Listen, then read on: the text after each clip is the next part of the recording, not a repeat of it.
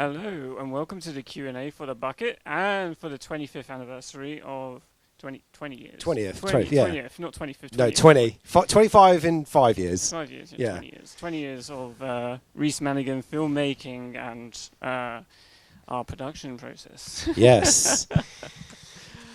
Alrighty. Can I just say as well, can you guys give this guy a round of applause because he did come at last minute to do the Q&A. So can you just give him a round of applause because he did Yeah. step up for this. Yeah. Thank you. Okay, sorry. No worries, no worries. Okay, so to start off, what made you have this film idea? So, funny enough, this film started off as a very different story. It wasn't called The Bucket. It was going to be called Paid to Murder because it was going to be about a guy who got himself in a wrong situation with some dangerous people. And they said, okay, well, here's the deal. You need to kill someone for us. If you do it, then we'll let you go and the debts are off. And he had to try and find the person that he had to murder and stuff like that. But the script didn't really go anywhere in the end. And so I left it. But the idea of someone wanting to kill someone for a stupid reason, that stayed in my head.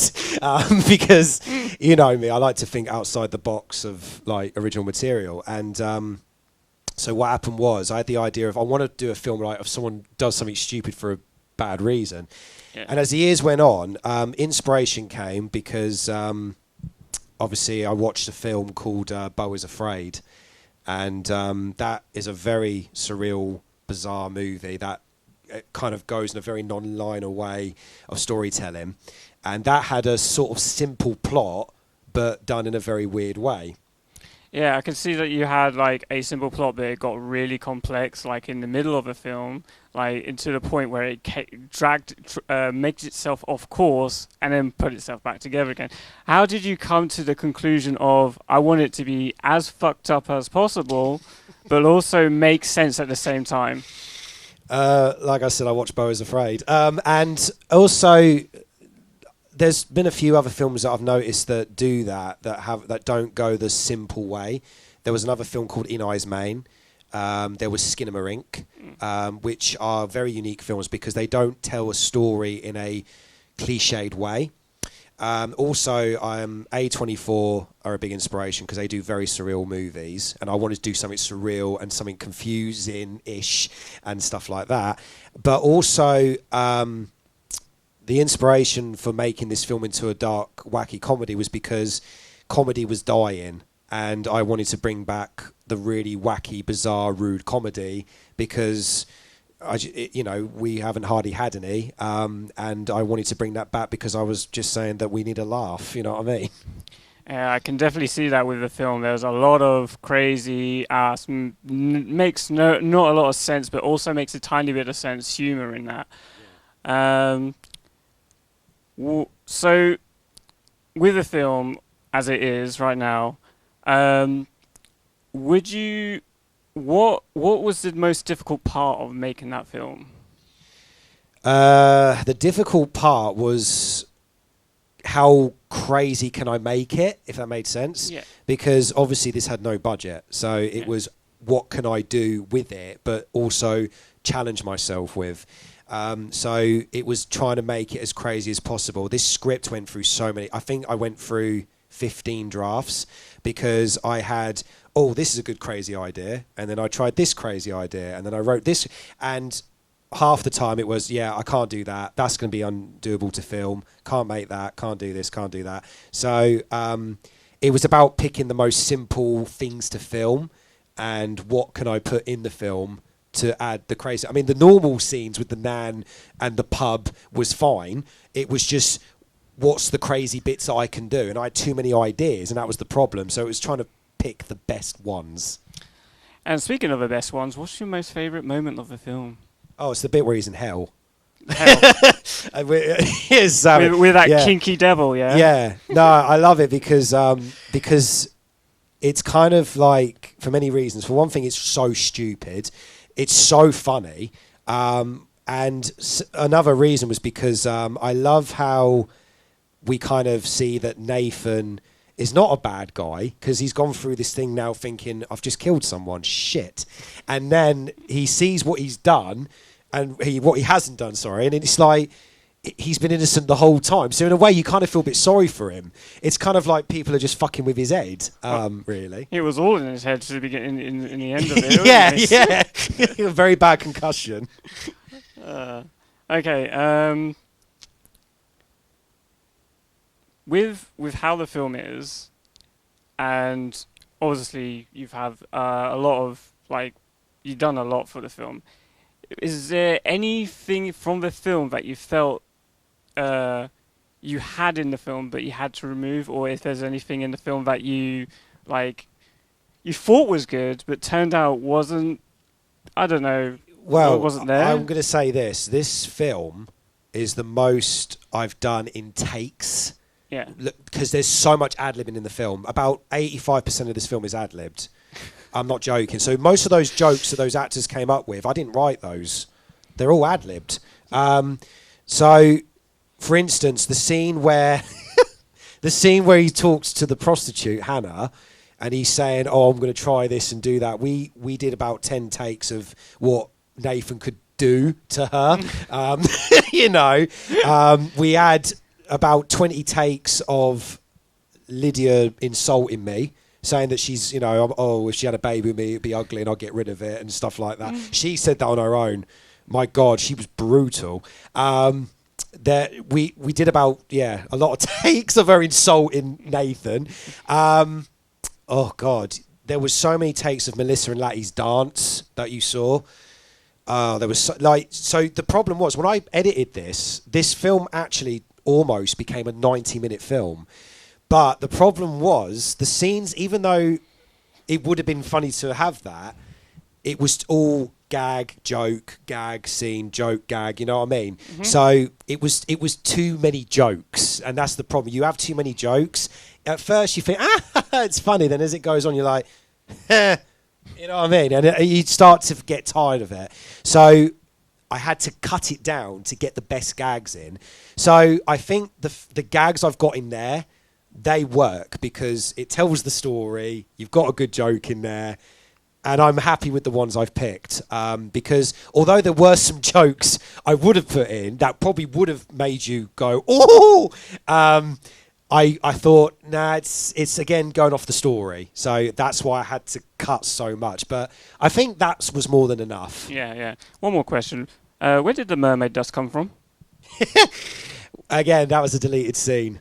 Yeah. That never happened. You know what I mean? So shame. yeah, I know. It didn't work out. So was it meant to be in the middle, or was it like when he was swimming out of his consciousness? It was going to be after he met. No, it was going to be just before he met the aliens. And then I was going to film it, but then unfortunately it never happened. Okay. And in the end, it took too long to wait, so I had to give it up. Alrighty. Okay. Now you have been doing this for nearly over 20 years. Yeah. And counting. And counting is probably going to be counting even more, like how I know you and all that. So. And he does know me. I'm gonna ask you, what was the inspiration for making you start filming 20 years ago? So the final decision happened because although I have filmed before, it was because back at school, if you remember, I used to do a lot of drawings and animation, and then the school were like, oh, you're going to be doing a film. And I was like, shit, wow, that was great. And that was the only best thing that school ever did, because I hated school. And they said, yeah, you're going to make a film. And then that's when I said, right, that's what I'm going to be doing. And then we did the film, and it came out at the summer of 2006. And then when it got the second certificate in Bradford, that's when I said to myself, yeah, 100%, this is what I want to do. So that's, I mean, because originally I was wanting to be a wildlife presenter, because I still am a massive David Attenborough fanatic. And I love animals. I mean, I love animals more than humans, who doesn't? And that's what I wanted to do. But then when it was it was funny. So kind of evolution. So it was wildlife presenting to, oh, how do they make those documentaries? So it's grabbing a camera, and I had a camera. Then it was filming the animals. Then it was telling real stories to fake stories. Then it was writing. Then the writing happened, and then it went to filming and editing. And then that's when I said, right, that's what I'm going to be doing. All right. So, apart from like your projects from that you did at school or at college, has there been any outside projects that you fully enjoyed throughout the past 20 years that you're proud of? That is a tough one. I can't say, oh, that's better than, I can't do that. So what I'll do is I'll pick random favourites. No in order, just a random bunch of favourites. So the one that does stand out for me that I do remember is The Wolf. I love that film. I'm very proud of that one. I love it because there's no dialogue. It's all music. I think we had a lovely little story there. It made sense, even though there was no dialogue and no, cliched storytelling in it. It told the story. And it was actually how I wanted it to be. So I was really proud of that one. Obviously scripting, because I've just recently been nominated, by the way, for that. Thank you. Got another nomination. So scripting definitely is there because, well, for one thing, I didn't expect the success to be as much as it was. I mean, the fact that it got, 6 festivals and got nominated twice, well, now 3 times, I should say, was incredible. And then the fact that people have taken it into their hearts to love this film, like the reactions of it have been amazing, like the crying and and they've seen it, and the amount of positive feedback I've had from that one has been incredible. So scripting's definitely up there. So we've got The Wolf and scripting. I think in terms of feature films, and I think you agree with this one, The Wonders of Alice. Yeah. Yeah, definitely, because we had a lot of fun with that one, didn't we? Oh yeah, we had great fun. We had a lot of fun with that one, and it feels. The reason I love that one so much as well is because I love how it came out, and it felt, despite there was no budget, it felt bigger, didn't it? It felt like our biggest film we ever did. Like there was a lot of effort in that one, locations, actors, story.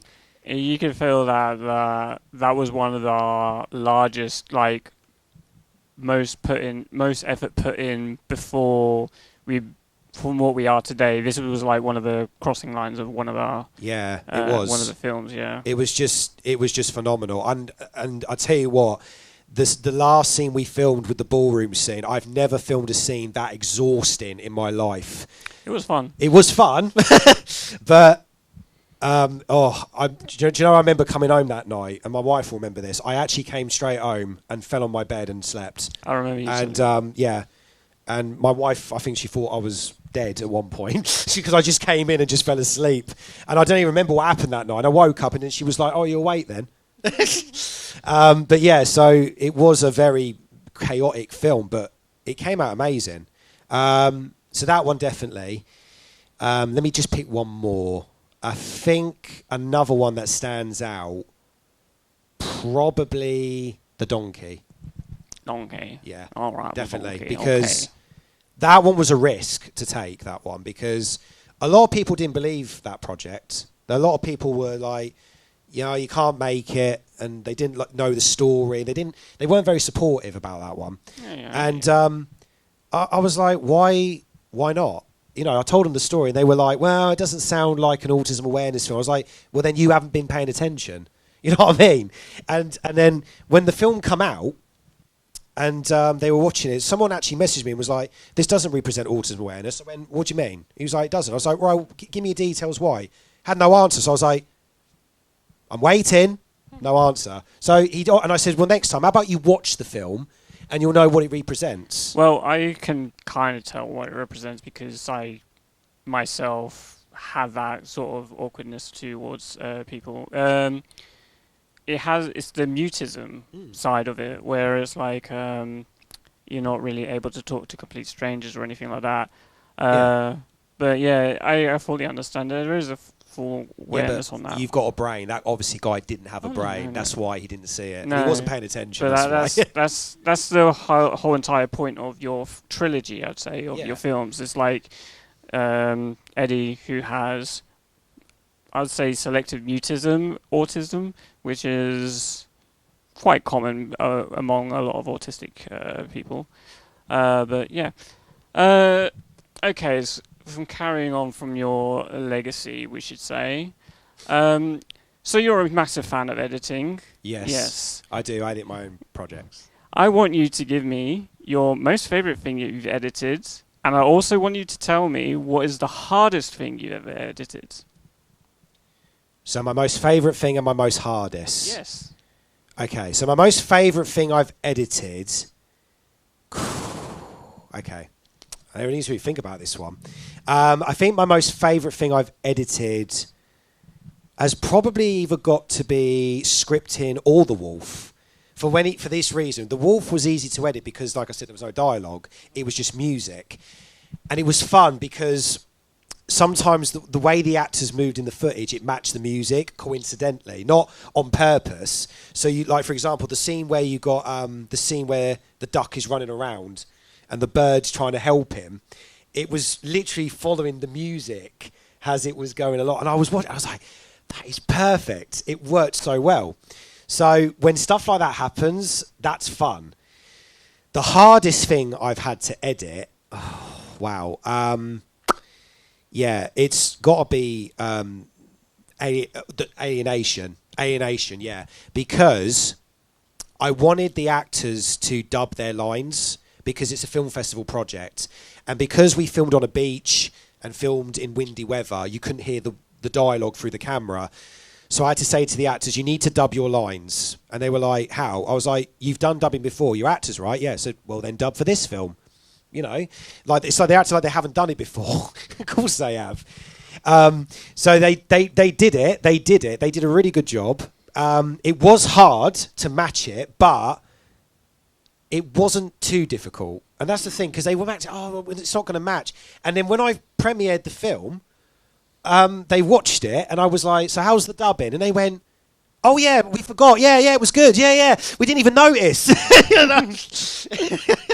So Okay. there you go. But no, it was a bit of a pain in the arse. I'm not gonna lie. So it was a pain in the ass, like aligning up the voices to the lips, and because they did so many, they sent me so many voice recordings. Yeah. It was about picking. I mean, God, I had to go through each one, and I remember one night. I'm not joking, because I put a deadline in my brain. I want to get it done by the end of this month, and because I was kind of running out of time, I actually edited. This is no word of a lie. Karen's a witness to this. I must have started editing as early as 5 o'clock in the morning, and I didn't finish till 2 o'clock the next morning. Yeah, that's dedication for you. Yeah. I probably didn't even eat that day. I can't remember. Okay. That's all right for what I wanted to ask. Is there anyone in the audience who wants to ask Reese any questions? Yes. I can hear you.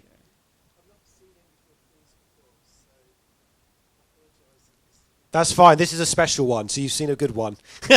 It's an anniversary film, so it's fine. That's a good start.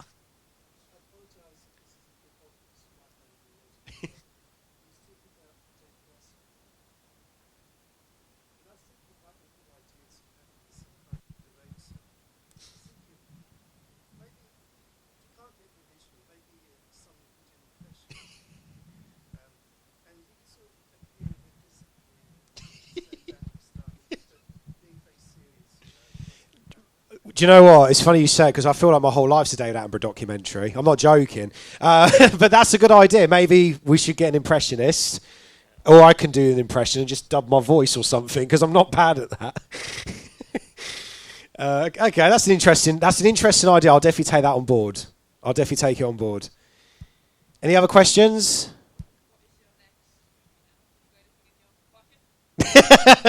Nice. Not my sick bucket. No, not now. Anything? So do you mean literally a film or any project? Any project. Okay. So now that this one's done and it's come out of its cage, so the next project, I've got a Christmas special coming out this Christmas, which is called The Blue Crystal Wedding, which us two are going to do. It's a very funny story about best men trying to get to a wedding to bring a ring over. It's set, yeah. So it's a Christmas story about a Christmas wedding, and the guys have got to get there on time to bring the ring in. Do you remember I told you about that one? Yeah. So we're going to do that. But then after that, 2026 is coming, and then it's Outsmarted season 4, the final season. So yes, I'm finishing Outsmarted next year. 6 episodes, but it's going to have a very good. I'm very excited about this conclusion. I'm working with a very exciting cast. And it's going to be probably the best one I've ever written. And I can't wait. I mean, I'm at the same time, I'm happy to end it, but at the same time, I'm sad to end it because I love doing Outsmarted. I love it. It's actually my favourite thing I've done, like over the 20 years.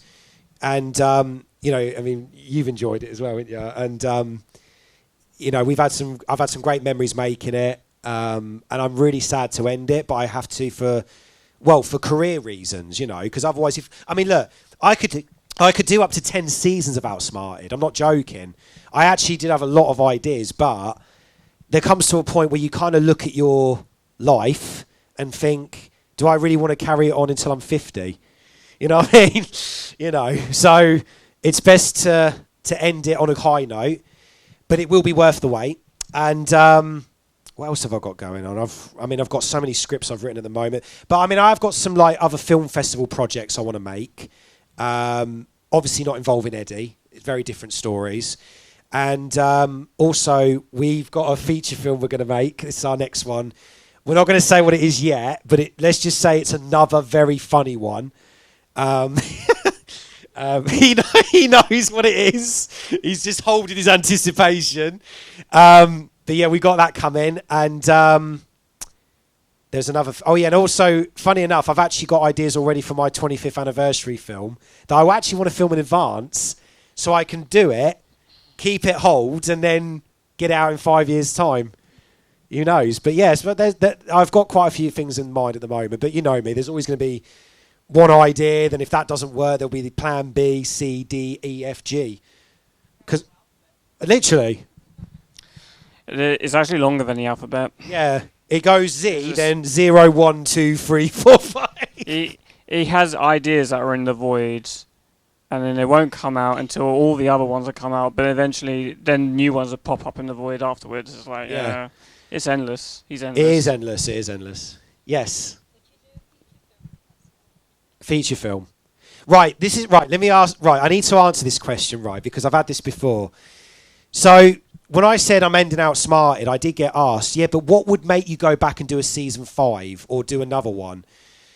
And I'll tell you this, most honest answer ever.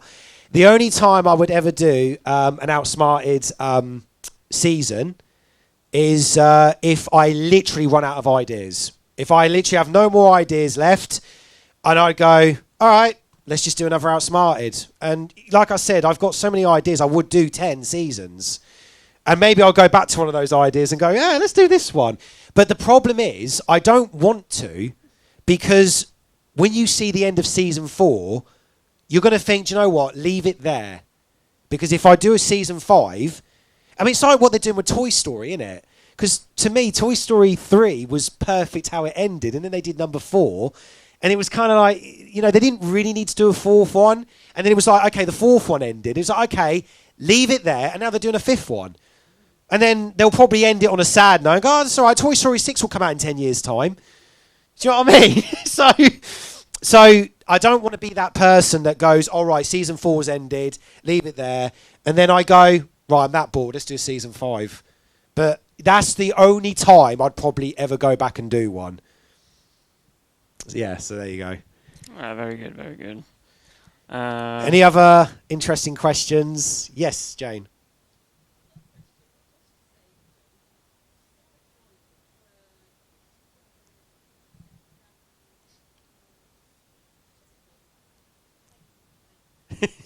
Thank you. Sammy, go on. Come on then.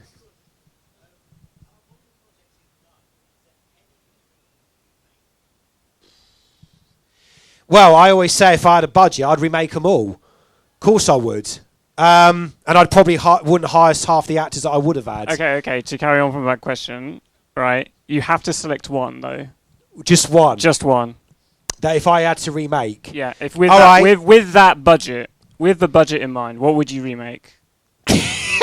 There is an answer, but you're probably not going to expect it. Go and say it. I actually would remake Cash in the Pond. Right, there's a reason why. Because when I made that film, right, there was something about that film that like it was really fun to make. It was really, really fun. It got to a point where I was like, this is fun, I really enjoy it. But then there were things where I was like, oh, if I had a budget, I'd have made this, I'd have that. There were actually many things I would have put into it if I did have the budget to make it. But yeah, it would be Cash in the Pond. Because there was a few scenes that I would have added if I had the budget to put it in, which unfortunately I couldn't. But there were so many ideas that I would have put in, and Cash in the Pond would have been a really good bonus one.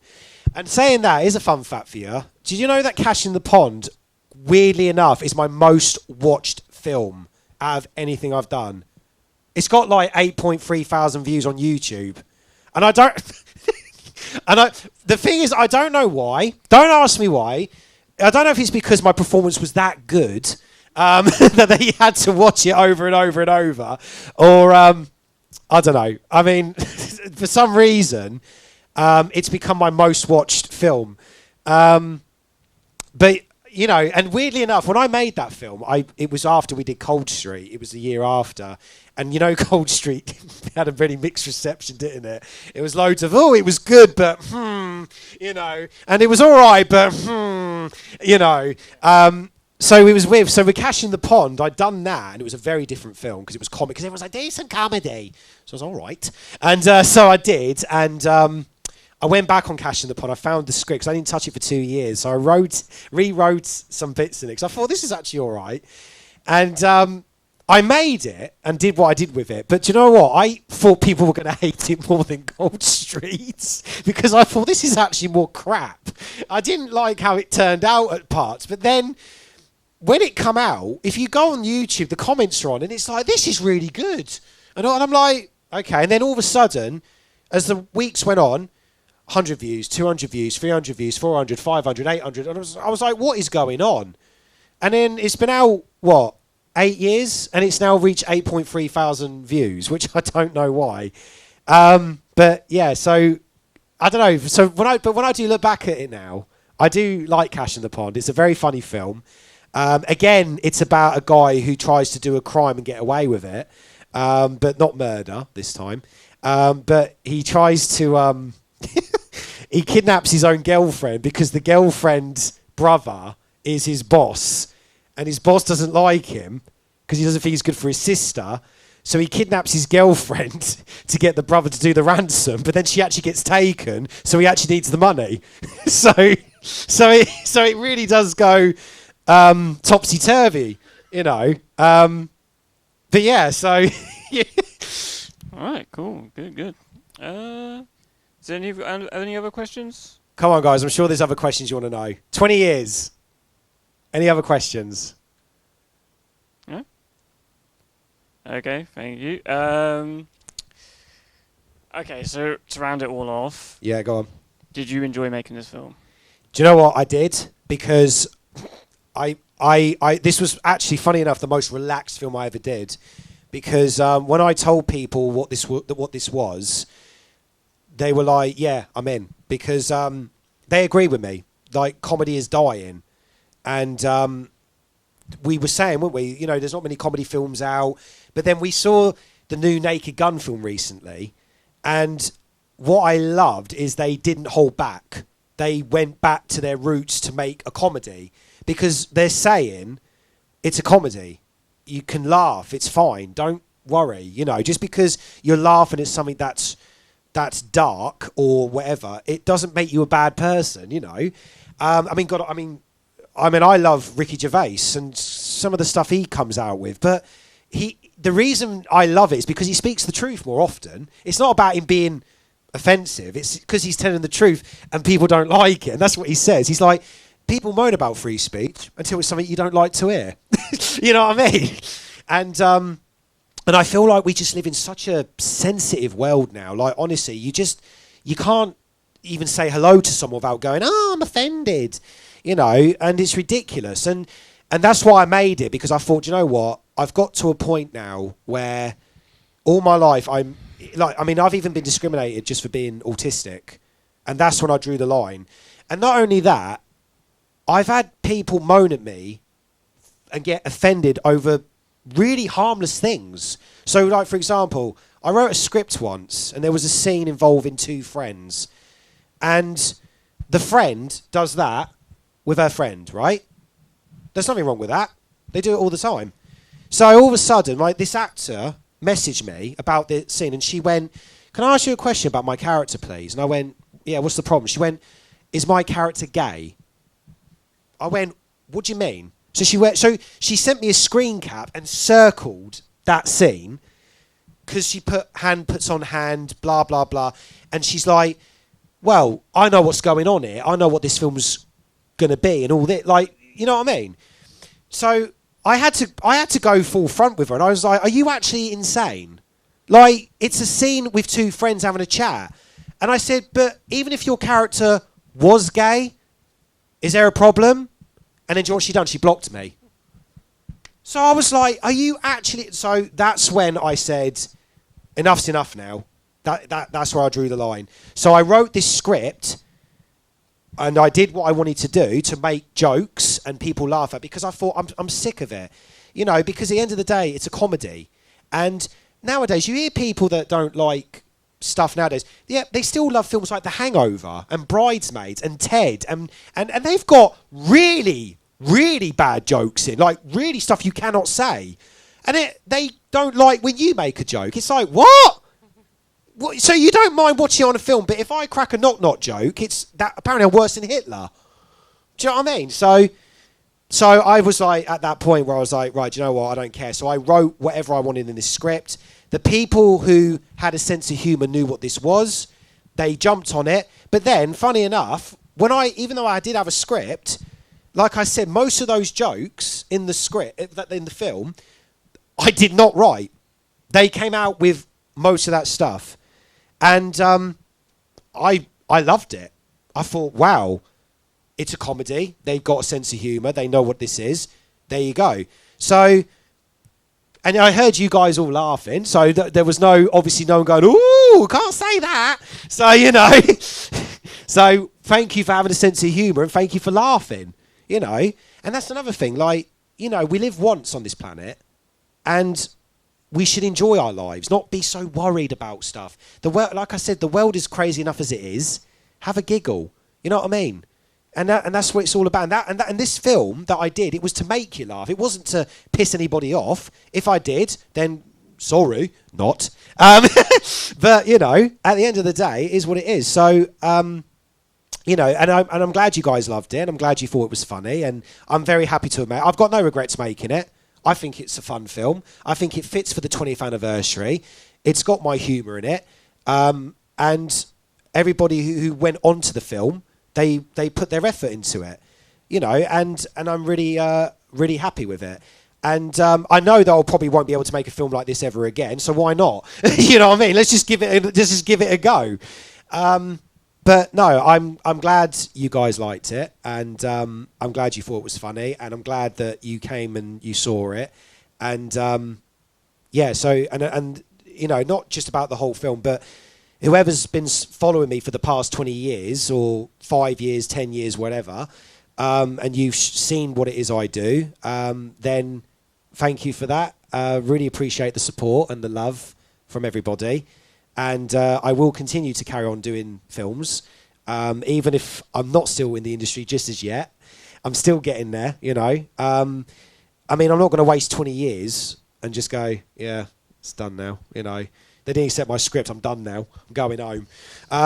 No, because that's what my passion lies for, and that's what I do. And and that's what you got to go for. And it's all about going after your passions and your dreams, because you don't want to not go for it and like 10 years later you're like, oh, regret it now. You know what I mean? Because you just don't know.